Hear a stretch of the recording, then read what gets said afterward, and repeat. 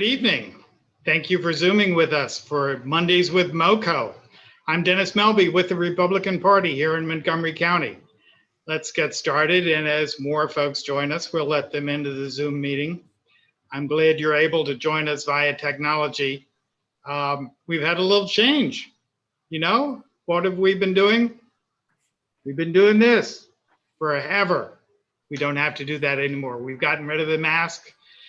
It's since Memorial Day here in Maryland, we've been able to meet again in public. And I got to say, it's so nice. No mask.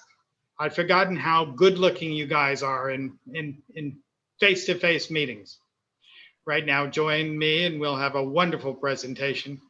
We've gotten rid of the mask. Now, can we just get rid of the cicadas? They're all over the place. Oh, well. With me are committee members Jamie Greedon and Paul Agel. And also joining us a little bit later is Chairman Reedon Sullivan. Today we have two great speakers, time permitting, questions at the end. If you're familiar with Zoom, there's a question button at the bottom of the screen. Just tap that and type in your question. Committeewoman Greedon will get the questions and give them to the panelists. Time permitting, we'll ask them of the speakers after the presentations.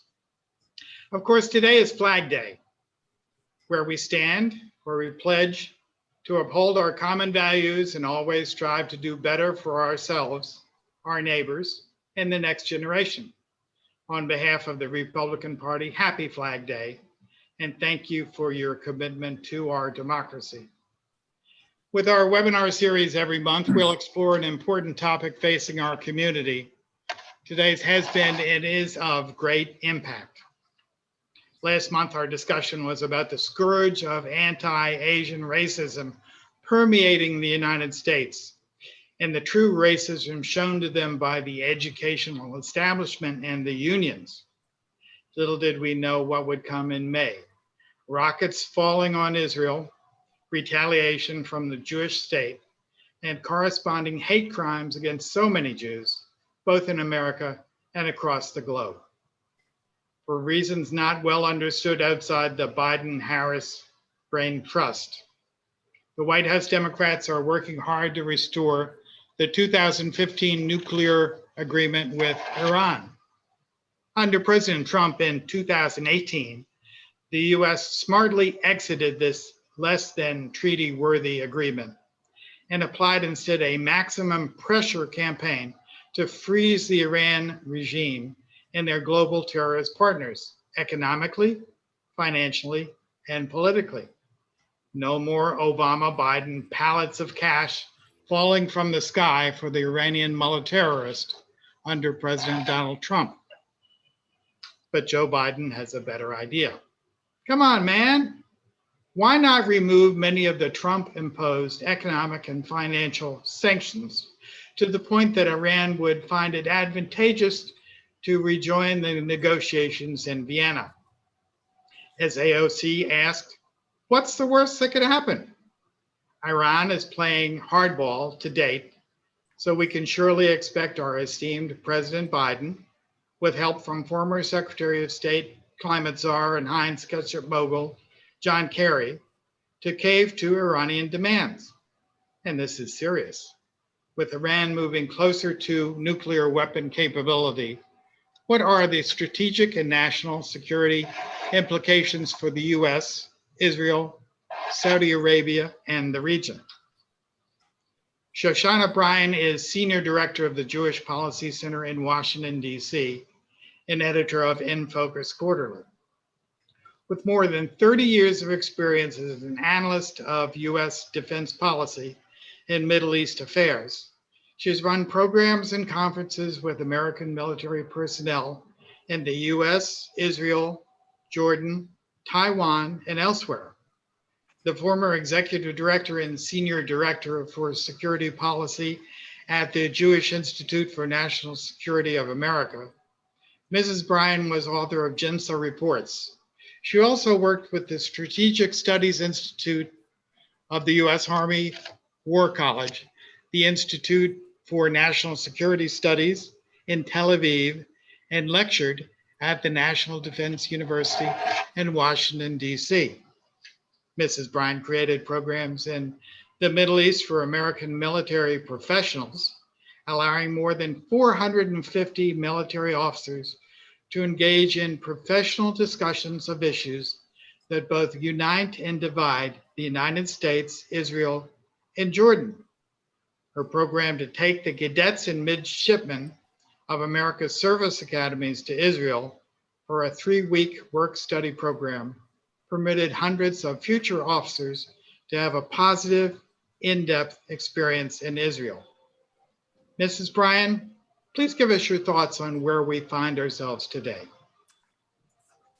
Thank you, Dennis. It's a pleasure to be with the Montgomery County Republican Club. I am a Montgomery County Republican, so I'm really pleased to be here.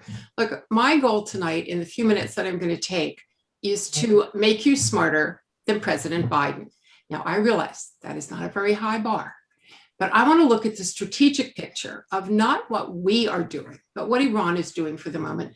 And we are not properly responding. President Trump understood it. He did a good job with it. President Biden, I am concerned about, but I don't want to talk about him. It gives me hives. So instead, I'm going to talk about what Iran is doing in the region. Since the end of World War I, the West has tried to explain to people in the Middle East why they should have democracies, why they should have capitalist systems, why they should have individualist systems, and it doesn't work. They have their own interests and their own ideas. Most attempts to create Western-style governments have failed. Because of that, people in the region are looking for something that works for them. They're looking at empires, okay? There are 2 putative empires now in the Middle East. First is the putative Shiite empire that is centered in Iran. And the second is the putative Sunni empire, which has 2 branches, one being Sunni but not Arab, Turkey, and the other being ISIS, which is Sunni and Arab and doesn't have a land base at the moment. Both of them use the old empire's building scheme, which is to say they take a few of their own soldiers, they take a lot of proxy soldiers, and they create instability across enormous parts of the world. That's what Iran has been doing and doing successfully. Iran declared war on us in 1979, just as the revolution was taking shape, and Qasem Soleimani was the architect. Now, I'm going to try to do this. I'm going to try to screen share here. Okay, it worked. Think of Iran as a lobster. You see where it sits in the middle? And it has one claw that goes this way and one claw that goes this way. You've heard probably about what's called the Shiite Crescent. It is the land bridge from Iran through Iraq, Syria, Lebanon, out to the Mediterranean. It covers Israel, but it also covers Saudi Arabia, which is Iran's real enemy. Iran is aiming for the Saudis because they own Mecca and Medina down here, and the Iranians want that. So they build the land bridge. It also has the effect of cutting Turkey, which is Sunni, off from the Sunni Arabs down here, who might be Turkey's friends. They might not be, but they might be. So there's your first pincer. It goes this way. Iran has systematically created wars in every one of those countries. The Syrian civil war is not only a civil war, it's an Iranian-sponsored war. The Shiite militias in Iraq that have been attacking Americans, Iranian-sponsored. The destruction of Lebanon, which used to be a very nice country, Iranian-sponsored. So here you have the top part of the crescent. Less familiar to us is the bottom part of the crescent, which is Iran's attempt to encircle Saudi Arabia from the bottom, from the water. Here you have Iran in the Persian Gulf, in the Gulf of Oman, in the Arabian Sea, and down here in Yemen.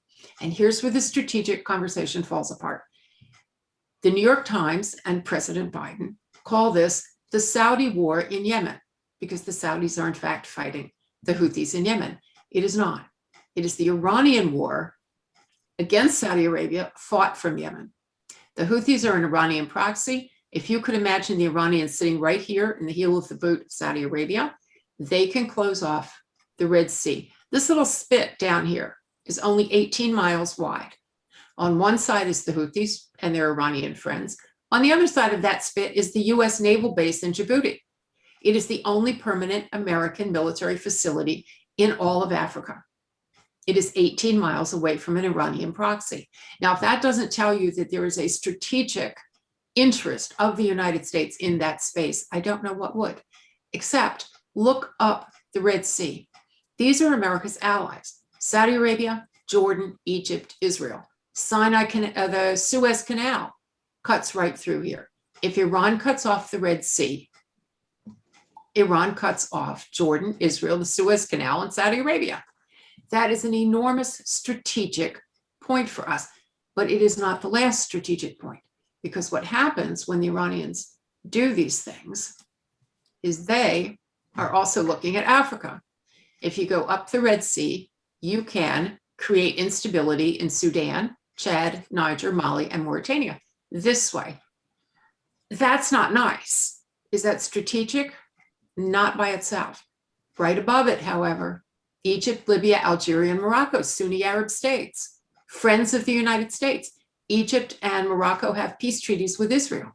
They are the bottom of the Mediterranean Sea. What's on the top of the Mediterranean Sea? NATO. So if you shake this here and you create refugees that go north, and they go through Libya, where the Obama administration knocked off the Libyan government and created a hole in North Africa through which migrants can go, refugees can go, you destabilized 2 tiers of Africa, the Mediterranean, and NATO. And you haven't sent soldiers there yet. You're just supplying arms and money and letting them go off and do their own thing. So Iran has gone this way, and Iran has gone this way. It doesn't allow us, you don't look at it and you don't think about it. It doesn't allow us to plan for how to deal with Iran. It's not just nukes. And sanctions, by the way, are totally misunderstood. Dennis mentioned correctly that the Biden administration is looking to remove the sanctions. Understand what sanctions are. They are not a mechanism for toppling the government. They're a means of forcing a government to make choices. What kind of choices? Well, how about between revolution and agriculture, between weapons and, let's say, water and sewer systems, between Palestinian jihad and schools for their own people? That's the position Iran was in 2011. Had no money, had no ability to support jihad or anything else in 2011. They went to the Obama administration. They said, help us, help us, help us. And Obama said, sure, let's create an Iran deal, and then I can give you money. And he gave them money in exchange for a very, very bad deal, which I know Frank's going to talk about. They got the money. What did they do with it? Did they build sewer systems? Did they build schools? Did they put away medicine or protective equipment for COVID-19? No. They funded those wars, the Houthi wars, the Syrian war, the Lebanon war, all of those things with our money. President Trump cut the money off. That's a strategic move. For the last couple of years, they have been unable to fund at the level they would like to. The Biden administration is kind of back into it. They took the terrorism designation off the Houthis. They're starting with money. Lebanon, which is not really what we're talking about tonight, but Lebanon is a totally collapsed country. Syria is a totally collapsed country. Iraq is a totally collapsed country. Give the Iranians money and they will use it to put more weapons and more factories for weapons in those countries because the governments of those countries can't stop them. So the only bit of good news, and I always feel like there should be one piece of good news because otherwise I couldn't get up in the morning and have coffee. There's got to be one piece of good news. A lot of people in the region have concluded that this is not a good way to live. Permanent revolution, permanent warfare, permanent upheaval, stoked by outsiders. It makes it impossible to create a workable, modern, growing economy. Millennials need those things. They want those things. They don't want democracy necessarily. They don't want our multi-party system. They don't want our electoral system. They want a mechanism by which they can have an economic basis for their countries, that they can educate people. Sometimes they educate women, which is very cool. We need to encourage that. And that is what the countries of the Abraham Accords were doing with Israel. They had made a decision that permanent warfare was not in their interest. that Iran was a threat, instability was a threat, and Israel was a source of strength for them. That's where the Abraham Accords came from. The current administration appears to be downplaying the Abraham Accords. That is strategic stupidity, because they look at people, excuse me, who want to be modern, who want to be in the 21st century, who want to do a good job, and they're willing to talk to Israel, and they're willing to cut off the Palestinians as a corrupt entity. That should be the model for Lebanon, Syria, Iraq. And as nearly as I can tell, the entire thing went right over the heads of President Biden and his advisors. So no strategy, no policy, just, can't we make a deal with Iran? And the answer is no. And I think Frank will tell you why it's no. So I'm going to stop there. And I know that's a lot to lay on.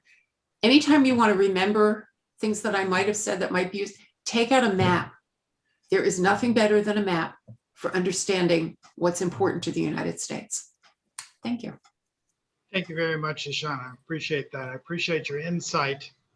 I'm going to add it to the comments from Frank. Frank Gaffney is the founder and executive chairman of the Center for Security Policy in Washington, D.C., a not-for-profit, nonpartisan educational corporation established in 1988. Under his leadership, the center has been nationally and internationally recognized as a resource for timely, informed, and penetrating analysis of foreign and defense policy matters. Mr. Gaffney is the host of Secure Freedom Radio, a nationally syndicated radio program heard weeknights throughout the country. He's also an associate author of the highly acclaimed Sharia, The Threat to America, and the publisher of over a dozen other books and monographs from the Center for Security Policy Press. In April of 1987, Mr. Gaffney was nominated by President Ronald Reagan to become the Assistant Secretary of Defense for International Security Policy. This senior position in the Defense Department with responsibility for policies involving U.S. and USSR relations. That was Soviet Russia for our viewers who graduated from our public school system in Montgomery County. Responsibilities also included nuclear forces, arms control, missile defense policy, and U.S.-European defense ties. From August 1983 until November 1987, Mr. Gaffney was the Deputy Assistant Secretary of Defense for Nuclear Forces and Arms Control Policy under Assistant Secretary Richard Pearl. Mr. Gaffney, please give us your thoughts tonight. Well, Dennis, thank you very much for having me, and the privilege is mine to not only join one of my dear friends and great mentors on all of this, Shoshana Bryan, but also fellow members of the Montgomery County Republican Party organization. I guess I'm a recovering member. In fact, I lived in Montgomery County for a number of years. In fact, to your point about the school system, I have a vivid memory of going in and fighting with teachers of my children in one of the Montgomery County middle schools over the use of Ted Turner's curriculum about the Cold War, which pretty much left out the Soviet Union, at least as the problem in it. I'm excited about having a chance to talk to you about a piece of the Iranian challenge that Shoshana, of course, alluded to, but didn't get into in detail, reserving that distinct honor to me. This is really not the only problem by any means we face with the Iranian regime. Shoshana has done, as always, an excellent job of describing myriad other aspects that make it a very, well, I think, signal threat to America's interests in the Middle East and to us as well. When you add on top of it what the mullahs of Iran have aspired to do since they came to power, indeed long before they came to power, but have relentlessly tried to achieve during their 4+ decades, misruling the people of Iran, abusing their prodigious resources and skills, namely incredible as it may seem, bringing about the return of what they call the 12th Imam. And by that they mean a Messiah figure. The Mahdi is another name for this individual, who has, if again you can credit it, been living in a well in this holy city of Qum for centuries. We are told, will at some point emerge from the well and usher in the golden age of Islam, in which it, under the Shiites, of course, not the Sunnis, but the Shiites, will rule the world. And it will be in accordance with Sharia, the oppressive and unfortunately jihadist doctrine that, as you mentioned, Dennis, I and a number of our colleagues have written, I think, about in a way that makes perfectly clear we shouldn't, and I think don't, have any interest in living under Sharia. But the trouble is that the way in which the 12th Imam will be importuned to come out of the well and take on this monumental task of ushering in the golden age of Islam is through the outpouring of lamentations on a scale that sounds an awful lot like the apocalypse. And unfortunately, what we know about the Mahdis and what, the Imams and their Mahdi is that along the trail, the people who will be eliminated by what the mullahs have in store for us will not just be, unfortunately, an awful lot of Iranians, but others, including almost certainly ourselves. Hence, what we have heard for these 4 decades about the little Satan, namely Israel, and the great Satan, namely us. And the desire, the ambition of the leadership of Iran, the unrelenting ambition of the leadership of Iran to bring death to both of us. So that brings me to their determined effort over these many years, as I say, not just to bring about the return of the 12th Imam, but to acquire the means by which to bring about the apocalypse, which will trigger his return. And of course, there's no more efficient way to do that than through the most dangerous weapons of all, thermonuclear weapons. And what we've seen the Iranian regime do, I believe, for this period, and it's a little unclear exactly when they formally started, but I don't think there's any doubt they've been at it, certainly for decades, probably from the get-go, is to obtain not just the weapons themselves. That could be done very easily on the market these days.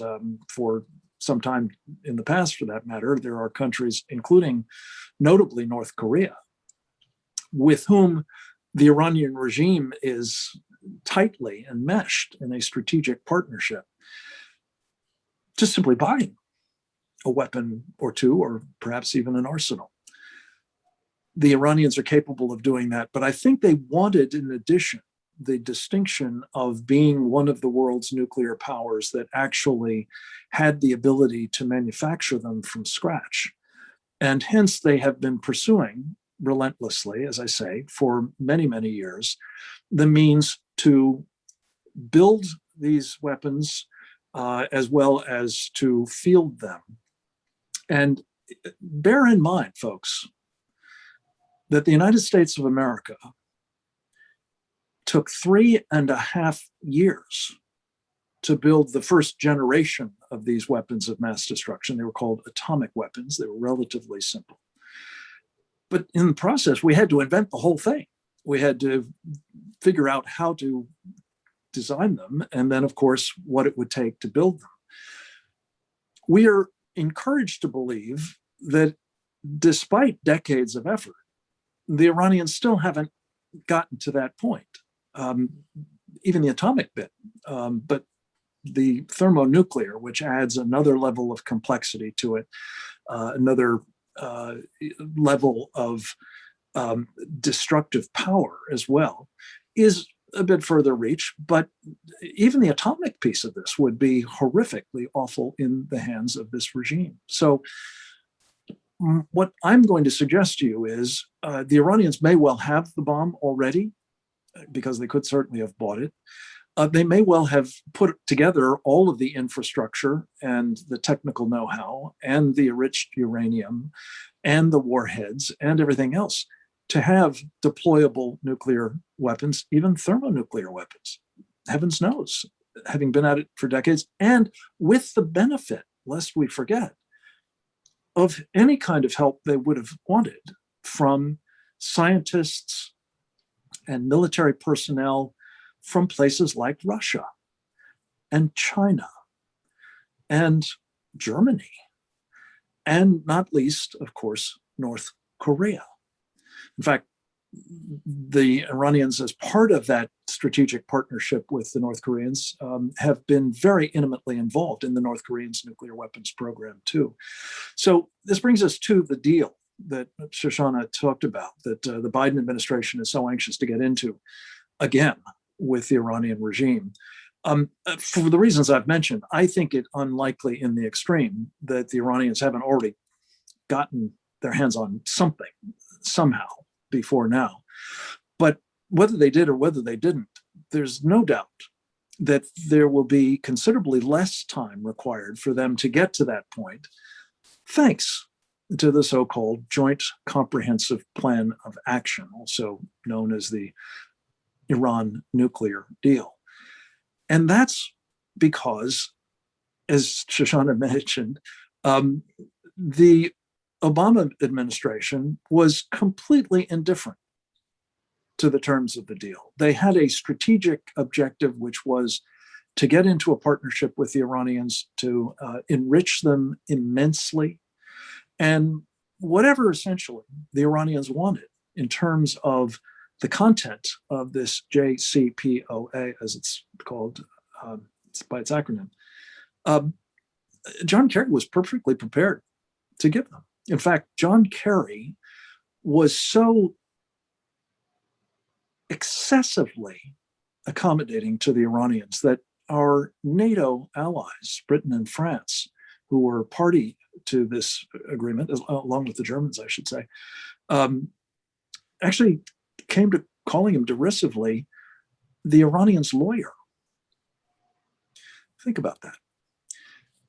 As a result of the excessive effort to accommodate the Iranians, the Obama team, in the person of John Kerry, gave them basically what they wanted, got them over $1.5 billion in cash, some of it on pallets, as well as the clear running room to go forward and continue their nuclear weapons program with even advanced centrifuges, maintaining all kinds of facilities, many of them clandestine, which of course were not inspected, and in other means accommodating that program. So in conclusion, what is almost unimaginable is that after Donald Trump rightly ripped up this deal and said this is crazy and imposed the harshest of sanctions against the Iranians, which have brought them to a desperate pass.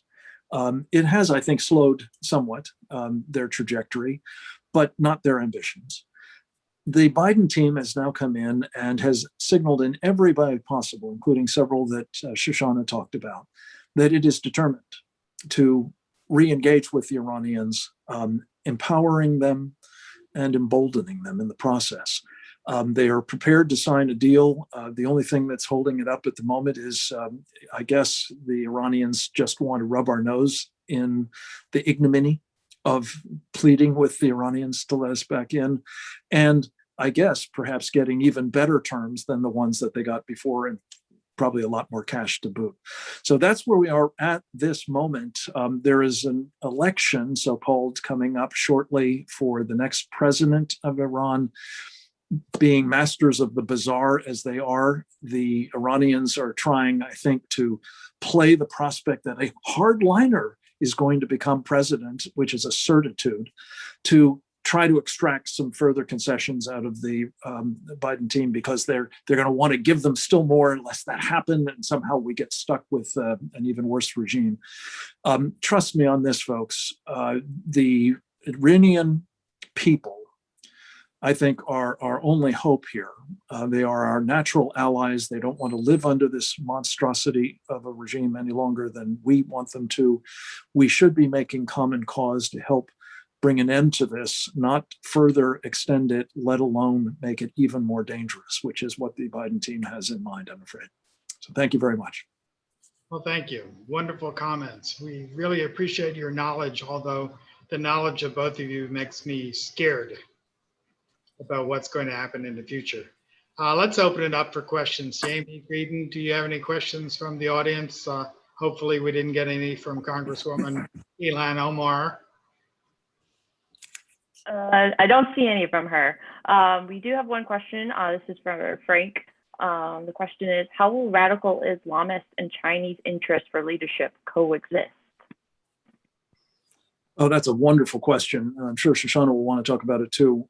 One of the things that we have worked on a lot at the Center for Security Policy is kind of the domestic corollary to that peculiar situation. It's true at the international level. It's true here in the United States as well, that people who will inevitably be at each other's throats because their respective end states, should they succeed in realizing their ambitions, are completely incompatible with one another. But we're their mutual obstacle to realizing those ambitions. And consequently, they're perfectly prepared, as totalitarians often are, to make common cause with people who are otherwise their mortal enemies as well, in the interest of achieving the opportunity to go directly to that end state. In the case of the Chinese communists, their domination of the world. In the case of the Sharia supremacists of Iran, their domination of the world. In the case of the Communist Party, under communism with Chinese characteristics, as they like to say. In the case of the mullahs, as I indicated, in accordance with this, Shiite Sharia supremacism. They will get on if we don't help take both of them down, I'm afraid. And that's true as well of the Muslim Brotherhood in our own country and the common cause that it is making at the moment with a variety of Marxist groups, some of them associated with the Chinese Communist Party, others of them, just homegrown Marxist of various stripes. That is, I think, our challenge. This so-called red-green axis, as we have thought of it, needs to be considered not impossible by any means, but very much a present and growing danger, domestically as well as internationally. Shoshana, you want to comment on that? Actually, Dennis, I don't want to comment. I want to share my screen again, because here is what China is doing. Take a look at this map, and you will see that Chinese ports and Chinese bases and Chinese facilities now go under the Arabian Peninsula, which puts them in exactly the same place as the Iranians. The Chinese are doing it more nicely, let's say, than the Russians used to do it. The Russians would come and invade your country, and then they would stand there and put their boot on your neck. The Chinese are offering to many, many countries around the world a port, a mine, a facility, a mechanism will help you grow your economy. And poor countries have trouble saying no to that. But once the Chinese are in there, and by the way, if you look on this map, it's not a very big map, but you can see down there by Djibouti, where I told you the only US base in Africa is, there is now a Chinese base, military base in Djibouti. So the Chinese just come in and they say, let me help you do this. Let me help you run this. Let me lend you the money so that you can have this. And then of course they call the loan, and the country can't pay the loan. So now you have another kind of problem. they're making great headway. And again, strategically, we have not been looking at it. Frank makes a great strategic case for all of this, but we are not looking at it strategically, and we need to. And surely the Biden administration is not looking at it strategically. Again, maps, always maps. Thank you. And could I just add, Shoshona's brilliant map there could be expanded globally, and you would see similar kinds of bases or facilities, or at least relationships, infrastructure being established for truly a global colonial empire, Including owned and South operated America. by the Chinese Communist Party. South America, huge. And Big those time. are our neighbors, and those are our trading partners. Mhm. Those are our friends. The Chinese have made inroads with those people, and we have failed to pay attention. And I suspect that Vice President Harris down there in Guatemala, I don't think that's what she's talking about. That's a concern. Hardly. Jamie?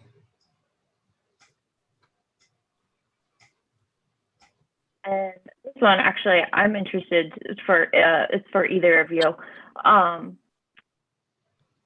that the Israeli government has changed, how will that affect the region? Jamie, could you do it again? There was a little break up there. Yep, I said, now that the Israeli government has changed, how will it affect the region? I'm going to defer to Shoshana on that. Okay. As regards Iran, it probably will not change very much. Israelis, we tend to think of them left and right the way we are left and right. And so if you're on the left, you're less inclined to take military action against things. It doesn't break out that way in Israel. On Iran, there is unanimity that Iran should not be permitted to have a nuclear weapon if it doesn't have one yet. And if it has one, then it needs to be dealt with. So the new government is not going to change that. There will be changes as regards Israel and the Palestinians, and then most of it's going to be domestic. But I'm not terribly concerned about the position vis-a-vis Iran. Could I just add a point? And I disagree with Shoshana very rarely, and usually with great trepidation. Dennis was kind enough to mention that I do a radio podcast show every day, every weekday. It's called Secure Freedom Radio. And today, actually, I guess it will run tomorrow now that I think about it. So go to your podcast platform or listen in on the airwaves. Carolyn Glick is one of my colleagues at the Center for Security Policy and another of my great guides on Middle East policy. And she shared with me today her apprehensions about this new government. She described it as, I hadn't really appreciated, very, very much of the left. Mm-hmm. It has this patina of the conservatives that made it possible for it to take power, topple Bibi Netanyahu, notably Mr. Bennett, the new prime minister. But the rest of it's pretty much left to hard left, and then an additional nice touch, Islamists as well, of the Muslim Brotherhood stripe. She said that their policy on Iran is more aligned with the Biden administration's policy. Again, I can't, say whether she's right or not, but I respect her judgment on this greatly. I worry about that. I respect Carolyn Glick's judgment. I will tell you, old friend, smart woman, she's great. But I think you have to look 2 steps down the street. First of all, Benny Gantz is still the defense minister. Bennett, you haven't heard Yair Lapid say anything about Iran except what Bibi says about Iran. You don't hear it on that subject. I agree with Carolyn much more, and I'm going to listen to her tomorrow for the specifics, that it will lean to the left as regards the Palestinians. It will lean to the left as regards other things. At the moment, there is a great interest in being able to talk to the Biden administration. It is necessary. You don't have to like the Biden administration. You don't have to think it's a great administration. You don't have to think it's going to do the right things, but you have to talk to it if you're Israel. You must. And these guys want to find a way to talk to it. So I think there is an upper level at which they need to talk to Biden, and they're going to make that happen. And then there's the core Israeli interest, which has not changed in 40 years. the politicians have changed, but the core interest hasn't changed. And I don't want to sound sanguine about them, but I think they need to find their way to talk to Biden. And I think Carolyn is reflecting the concern that those things will alter the policy. And she may be right, but for now, I think not. I hope you are. I hope I am too. I never hope for Carolyn to be wrong, but I hope I'm right. Well, they're great forces in the Republican Party, and Paul Foldy and Matthew Foldy both give us great leadership in the county party. So we appreciate that whole family. Jamie? Next one's two-parter. What can we do as Americans to stop the Biden agenda, along with Kerry, with the continuation of the Obama 2.0 Iraqi policy? And then second part, is there anything Congress can do to stop that as well? Well, maybe I could take a cut at that. I think there is an effort underway. I don't know that it enjoys anything like majority support at the moment, but I think there is an effort underway in the Congress to try to make it clear that anything the Biden team comes up with vis-a-vis Iran will have to be subjected to a formal approval by the Congress. Now, unfortunately, what we saw in the past, can you still hear me? I've had a call come in. Am I still with you? We've lost your picture, but we can hear your voice.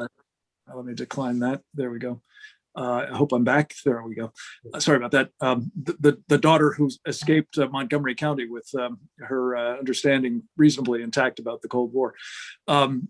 The problem is that, of course, the Biden administration did in the end subject the original JCPOA to something that passed for congressional approval, deliberations, and votes.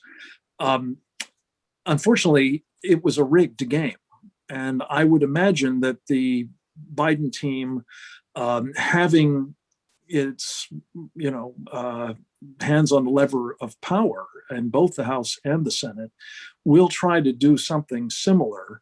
The real challenge is, of course, especially Chuck Schumer, who professed to be opposed to the original JCPOA, but nonetheless essentially enabled it to come to pass, is now terrified by the prospect that AOC is going to primary him. And that is giving rise to a man who is, if not, well, more or less anti-Semitic himself, certainly accommodating those who are in his party. So I think he will be part of the problem here, not the solution. As to the question of what can be done about it, I think we need to be as vocal as possible about the sheer unacceptability of what the Biden team is up to. It is something that I think our voices can be heard and amplified if we are organized. And it's one of the reasons why I was delighted to have a chance to talk to the party here is, you are not just individuals. You do have a party mechanism. You can communicate, albeit from deep behind enemy lines, to be sure, your preferences. And I think let your leadership in the party and in the Congress know that this is entirely unacceptable, that we would once again be doing, as I think the question posed, at Obama 2.0. It was a disaster the first time around. It will not improve with age. And I think if our voices are heard, and I would commend you just one platform, which I've become, unfortunately, I have to confess, addicted to, but I think is a very powerful force multiplier for these sorts of concerns, is Steve Bannon's War Room Pandemic show. And that is an extraordinary resource. I've learned a lot from it day in and day out, and I encourage you to take advantage of it as well, and also to be letting them know through what he calls the War Room Posse chat room, your thoughts on this particular problem. Thank you. I'm not going to comment. Frank covered it. Okay. Jamie? Another question for either of our speakers. Can the Abraham Accords survive and thrive without U.S. support?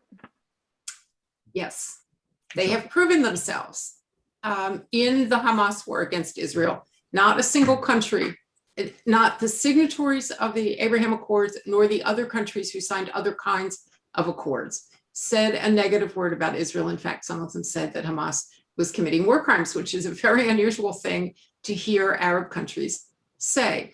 The Abraham Accords were produced by the self-interest of the Gulf states and the Moroccans and the Sudanese, because they needed what they were going to get for them, and they needed Israel on their side.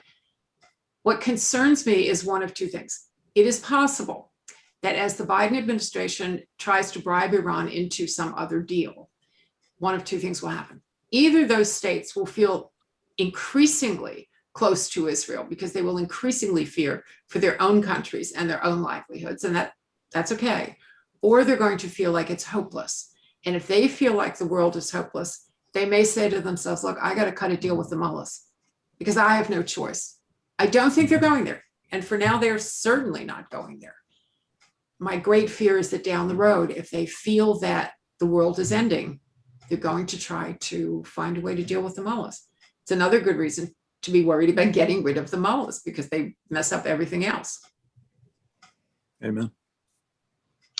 Somebody just texted me a question. It's what impact will the recently signed China-Iran 25-year, $400 million trade deal have on Iran's willingness to sign a comprehensive nuclear agreement with the US or the EU?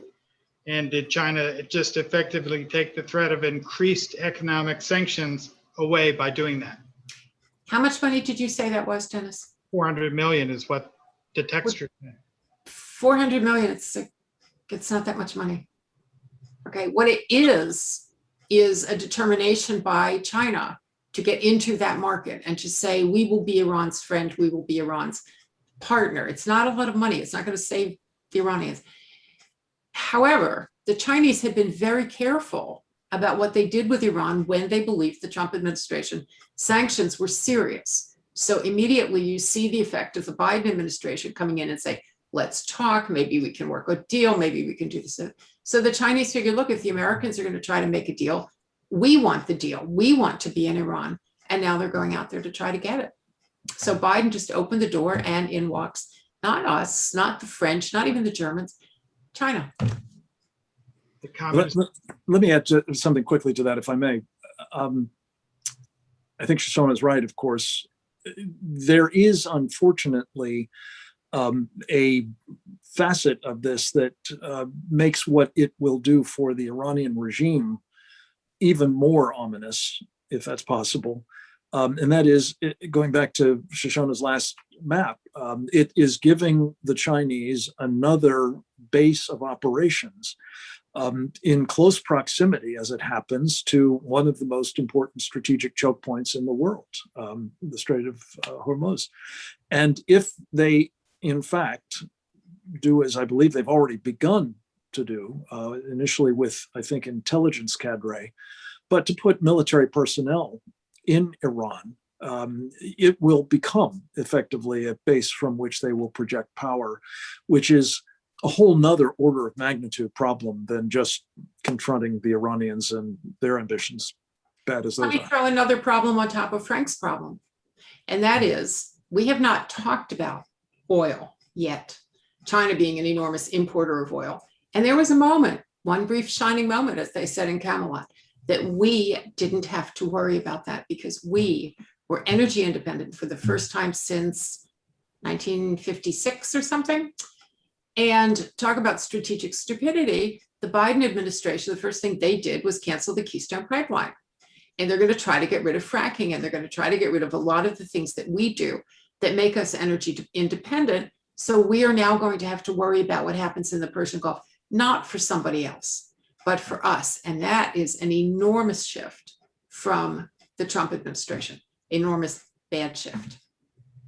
Yeah, I would call it a wrecking operation. Absolutely.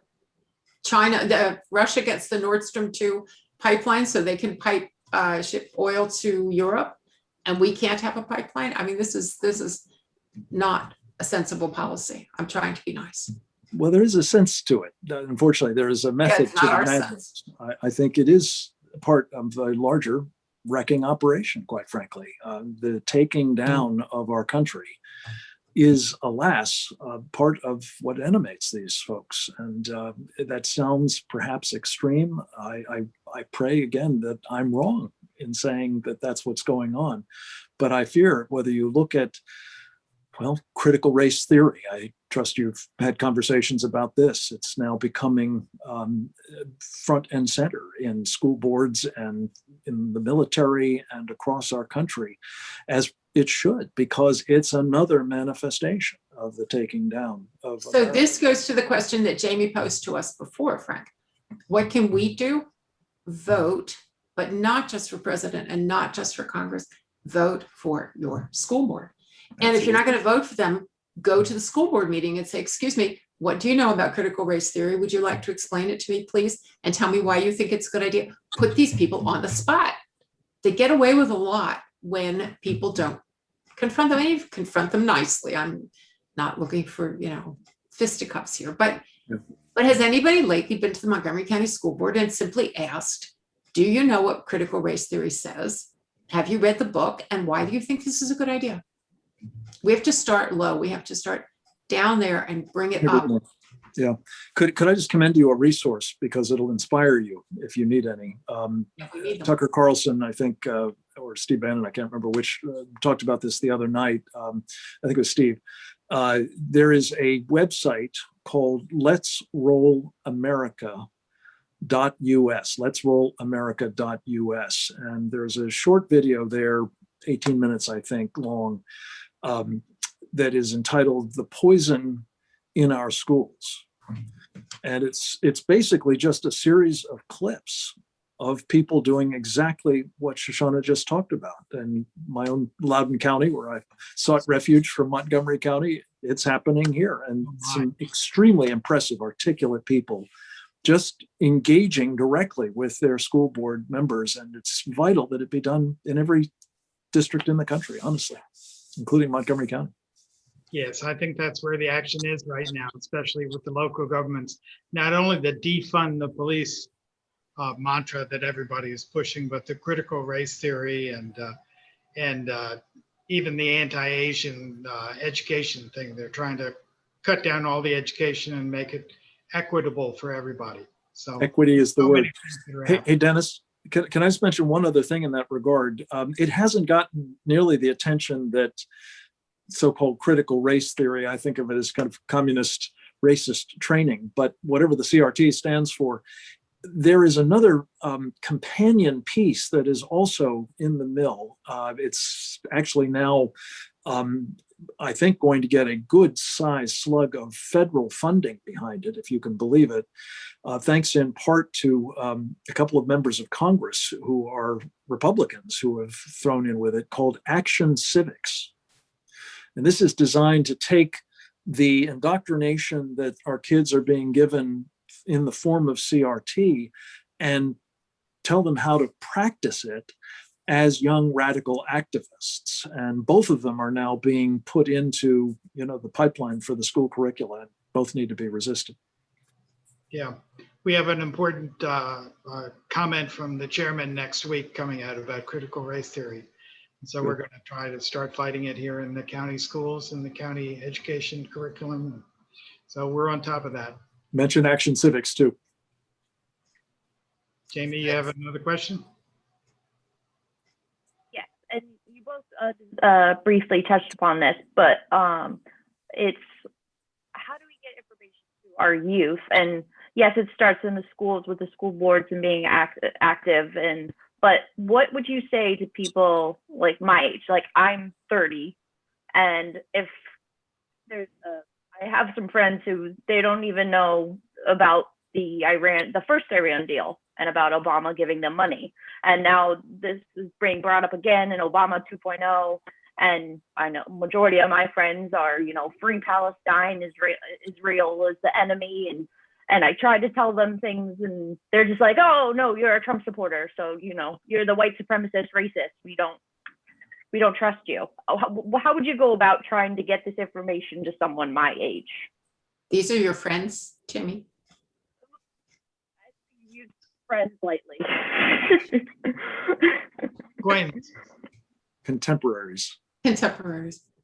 I would ask them questions instead of telling them things. I would ask them questions, because what you quickly discover is they don't know anything. I mean, you already know this in a very general way, but if you ask them questions, what is Hamas and why did they fire rockets? And they're going to say, well, you know, they don't want to be occupied. They're not occupied. You know, get them to say what they don't know, and then at least you have a start. Other than that, they don't want to know, so it's going to be really hard. Yeah. Well, again, the old definition of conservative, I'm sure, and that is a liberal who's been mugged by reality. I think that your age cohort is in the process of being mugged by reality. And I think what you're starting to see are parents, maybe a little bit older than you, but they're turning out in part because they're witnessing what's happening to their kids.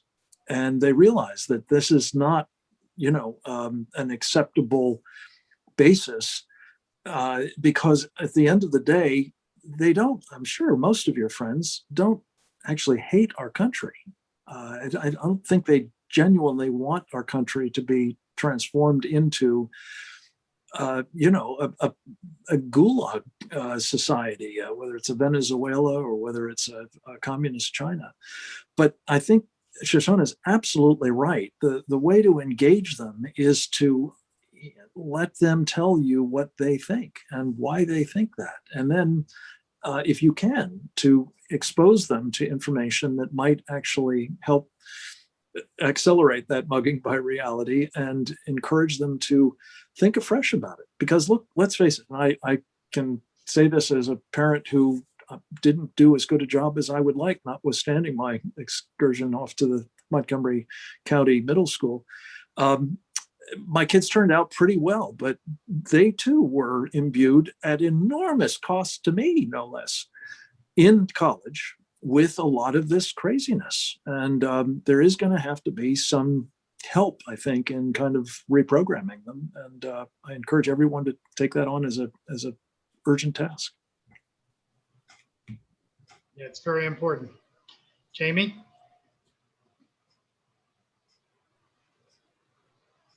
There was a lot of questions, but we did a lot of integrating, so I think we covered them all. Unless you have any on your end, Dennis. Is that it? Okay, I think we've got all the questions out there. Thank you so much. I appreciate everything that everyone said. Thank you both for very thoughtful comments. It's given us so much to think about, to act on, as we continue to struggle through this, not only for our community, but for the entire country. Mr. Gaffney and Mrs. Bryan, we'll make sure everyone has your contact information after tonight so they can reach you, and also any further information you want to pass on, just send it to me and I'll make sure that everybody who is either registered or on the discussion gets it. And the folks who registered but couldn't make the presentation will get a copy of the recorded session. Mrs. Bryan and Mr. Gaffney, thank you once again for your wonderful presentation. We really appreciate it. Folks. Yes, may I make just one last small announcement or advertisement, I guess you might say. I hope that one of the things that you will all take aboard is the great work that Shoshana does at the Jewish Policy Center. There's an immense resource there, and I find it invaluable. Also at securingamerica.tv. I have a website that puts together both my radio shows and our television program, which is on Real America's Voice over the weekends. So it's another resource to all of you and perhaps to those kids that you want to educate as well. Thank you. That's great. Shoshana, Thank you for having us. thank you so much. And if you have anything else that you want me to send to people, send it to me and I'll be happy to give it to them. Folks, please make sure you continue to stay in touch with your local Republican Party. We need to hear from you, and we intend to keep reaching out to you for help, for support, for guidance, and fresh ideas. You can always email us at newsletter@mcgop.com. That's newsletter@mcgop.com. And look for the announcement of the July Mondays with MoCo. We'll send you the announcement. We'll also post it in our online newsletter, The Party Line. That's all from here. Thanks, everybody. I'm Dennis Melby. Have a good night. See you next month. Thank you.